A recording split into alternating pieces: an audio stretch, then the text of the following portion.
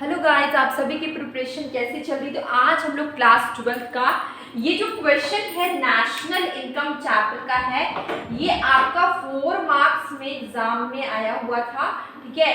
और इसमें और करके जैसे कि क्वेश्चन आपको आते हैं तो आपको ऐसे ऑप्शन मिलता है कि और करके लिखा होता है, अगर आप ये क्वेश्चन का आंसर करें, नहीं तो फिर आप इस क्वेश्चन का आंसर करें, ठीक है। तो ये क्वेश्चन आपका न्यूमेरिकल वाला सॉल्व करने का, ये आपका क्वेश्चन है थ्योरेटिकल वाला।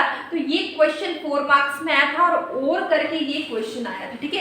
ये दोनों में से किसी एक का आंसर करना था, ये 4 मार्क्स के लिए था। अब हम लोग ये दोनों क्वेश्चन का आंसर करेंगे अगर एग्जाम में आए तो। ये 2024 वाला क्वेश्चन पेपर का क्वेश्चन है। तो चलिए हम लोग करते हैं इसको सॉल्व।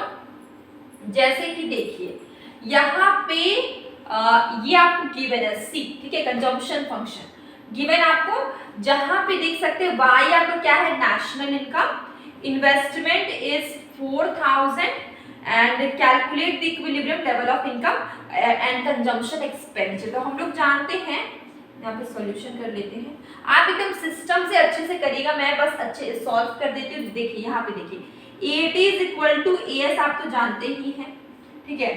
एडी मतलब क्या होता है, एग्रीगेट डिमांड, और एस मतलब क्या होता है, एग्रीगेट सप्लाई। अगर हम बात करें एडी की, एडी क्या आपका है, एडी क्या है, इसका फॉर्मूला क्या होता है, consumption plus investment. Aggregate demand दो चीजों से मिलकर बना है, कंजम्पशन और इन्वेस्टमेंट से, ठीक है।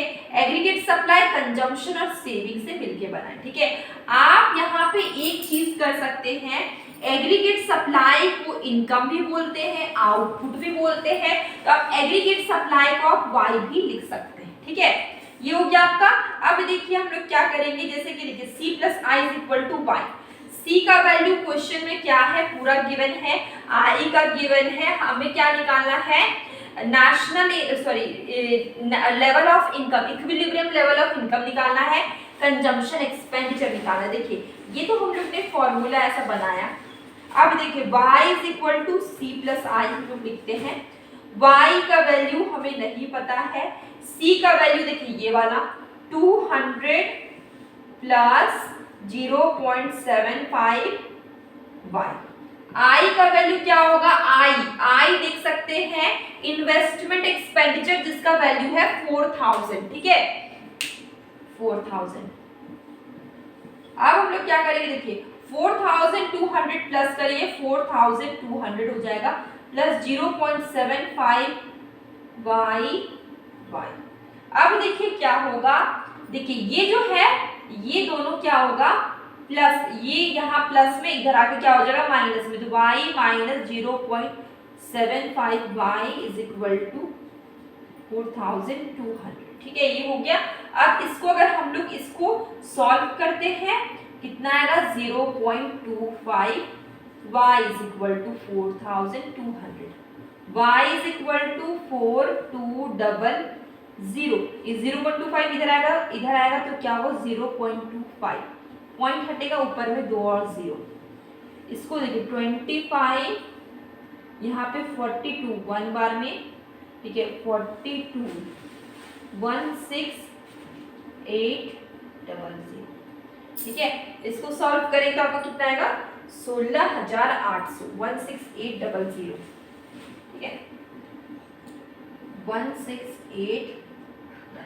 ये आपका क्या है, इक्विलिब्रियम लेवल ऑफ इनकम आया, ठीक है। क्या है, इक्विलिब्रियम लेवल ऑफ इनकम। अब आपको क्या निकालना होगा, देखिए अब आपको निकालना है इक्विलिब्रियम लेवल ऑफ कंजम्पशन, ठीक है। आपको कंजम्पशन एक्सपेंडिचर निकालना है, तो देखिए सेम वही होगा, आपको इस फॉर्मूला में वापस से आपको वैल्यू को रखना होगा।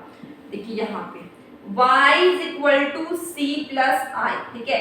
y का वैल्यू क्या है 16800, c का वैल्यू हमें निकालना है, और i का वैल्यू क्या, i इज इक्वल टू 4000, ठीक है।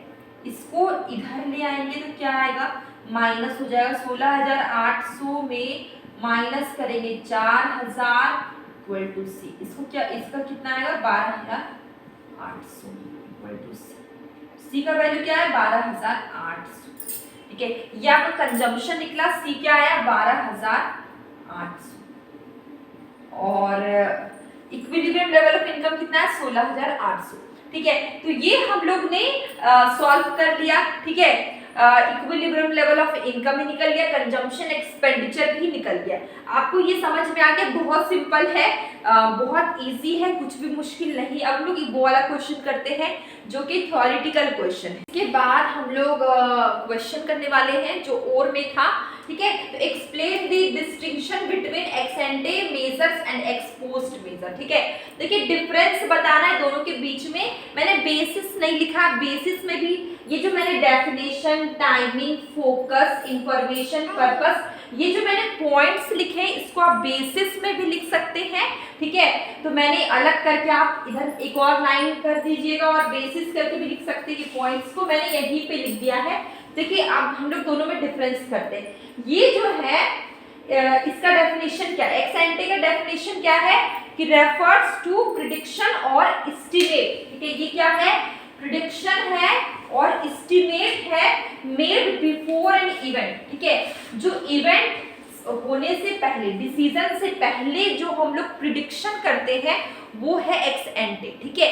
अगर हम बात करें एक्स पोस्ट की, ये थोड़ा गैप में होगा, मैंने बहुत हटा दिया, एक्स पोस्ट की, तो ये क्या है, ये रिलेट्स टू एनालिसिस और इवैल्यूएशन। ये क्या है, एनालिसिस है और इवैल्यूएशन है done after an event, event के बाद में होता है।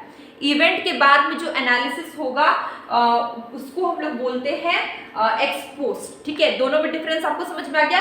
एक्स एंटे क्या है, प्रिडिक्शन है, ठीक है। एस्टिमेट है, ये कब होता है, इवेंट और डिसीजन लेने से पहले, ठीक है। जो एक्सपोस्ट है ये इवेंट के बाद में होता है, ठीक है। ये एनालिसिस और इवैल्यूएशन इवेंट के बाद में, ठीक है। तो आप ऐसे समझ सकते हैं कोई मीटिंग है, ठीक है। मीटिंग से पहले हम लोग अनुमान लगा लेते हैं कि ऐसा ऐसा होगा, ऐसा ऐसा होगा, तो वो उसमें आएगा। लेकिन अगर हम मीटिंग हो जाने के बाद हम लोग ने उसके बारे में एनालिसिस करेंगे, इवैल्यूएशन करेंगे, तो वो किस में आएगा, एक्सपोस्ट में आएगा, ठीक है। अगर आप इसकी बात करें एक्स एंटी की, तो इसकी टाइमिंग क्या है, अकर्स बिफोर द इवेंट और डिसीजन, डिसीजन लेने से पहले या इवेंट से पहले। इसकी टाइमिंग क्या है, इवेंट से पहले, डिसीजन लेने से पहले। अगर हम बात करें एक्सपोज्ड की, इसकी टाइमिंग क्या है, इवेंट के बाद, ठीक है। इवेंट के बाद इसके बारे में हम लोग सोचते हैं, एनालिसिस करते हैं। फोकस की बात करें तो इसमें किस चीज पे फोकस करते हैं, फोकस ऑन फोरकास्टिंग और प्रोजेक्टिंग एक्सपेक्टेड आउटकम्स, ठीक है। कोई काम करने से पहले, कोई भी इवेंट करने से पहले हम लोग उसके आउटकम के बारे में एक्सपेक्ट कर रहे हैं, अनुमान लगा रहे हैं, पहले से फोरकास्ट कर रहे हैं, वो उसमें आएगा। लेकिन अगर हम एक्सपोज्ड की बात करें तो ये फोकस करता है, focuses on evaluating actual outcome. अब कोई प्रोग्राम हो गया है, कोई इवेंट हो गया है, ठीक है, उसके बाद हम लोग उसका आउटकम देखते हैं, एक्चुअल उस पे रिजल्ट क्या आया, ठीक है। एंड कंपैरिजन करते हैं एक्सपेक्टेड वन से, ठीक है। पहले हम लोग ने क्या सोचा था, अभी उसका रिजल्ट क्या है, तो हम लोग की कंपैरिजन करते हैं, वो एक्सपोज्ड में आता है।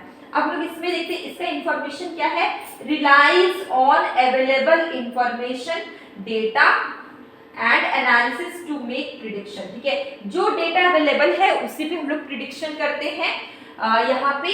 और एक्सपोज की बात करें, analysis actual data and outcome to assess the accuracy of the initial prediction, ठीक है। तो यहाँ पे क्या होता है कि एक्चुअल डेटा का यूज करते हैं, ठीक है, एंड आउटकम का एक्सेस द एक्यूरेसी, यहाँ पे एक्यूरेसी का ध्यान रखते हैं इनिशियल प्रिडिक्शन से, ठीक है। इसके बाद अगर हम लोग पर्पस देखते हैं, हेल्प्स इन प्लानिंग, ये जो एक्स एंटे, ये इसका पर्पस क्या है, planning, decision making and setting expectation, ठीक है। देखिए कोई प्रोग्राम, कोई इवेंट से पहले अगर हम कर रहे हैं तो उसके बारे में सोच रहे, प्रिडिक्शन करें, तो वो हमारा क्या, प्लानिंग है, ठीक है। प्लानिंग है, डिसीजन मेकिंग है, और हम लोग एक्सपेक्टेशन सेट कर रहे हैं कि इससे हमें इतना इतना एक्सपेक्टेशन है, ठीक है। अगर हम बात करें एक्सपोज्ड की, तो देखिए यहाँ पे क्या, लर्निंग फ्रॉम पास्ट एक्सपीरियंस, ठीक है। यहाँ पे हम लोग सीखते हैं पास्ट एक्सपीरियंस से, इवेल्युएट करते हैं परफॉर्मेंस को, इम्प्रूव इम्प्रूव करते हैं फ्यूचर डिसीजन मेकिंग को, ठीक है, ये इसका पर्पस है। तो ये जो टॉपिक था वो बहुत अलग था, बहुत नया था, बहुत सारे स्टूडेंट्स इसका आंसर नहीं कर पाते या फिर सोचते इसका आंसर क्या करना, तो ये मुझे अलग लगा। और ये और में था, 2 क्वेश्चन हम लोग ने किया, इसके पहले एक न्यूमेरिकल किया नेशनल इनकम का, अभी ये क्वेश्चन आपको और करके था, मतलब दोनों में से किसी एक का आंसर करना था और मैंने दोनों को सॉल्व करवा दिया है। तो अब आपको अगर कोई भी डाउट हो प्लीज़ कमेंट बॉक्स में ज़रूर बताइए, और डेली मैं शॉर्ट वीडियो बनाती हूँ जिसमें कि क्वेश्चन पूछती हूँ, आप उसका आंसर ज़रूर करें। अभी सैम्पल पेपर के क्वेश्चंस करवा रही हूँ, अगर आपको कुछ और करना है तो प्लीज़ बताइए, और आप बोलेंगे तो मैं मतलब पूरा सैम्पल पेपर और भी मैं लेकर आऊँगी। अभी 2024 था, ठीक है, 25 का भी आया हुआ है, ठीक है, 23 का भी, तो जो भी बोलेंगे आपके अकॉर्डिंग होगा, और मतलब क्वेश्चंस होगा आपके अकॉर्डिंग।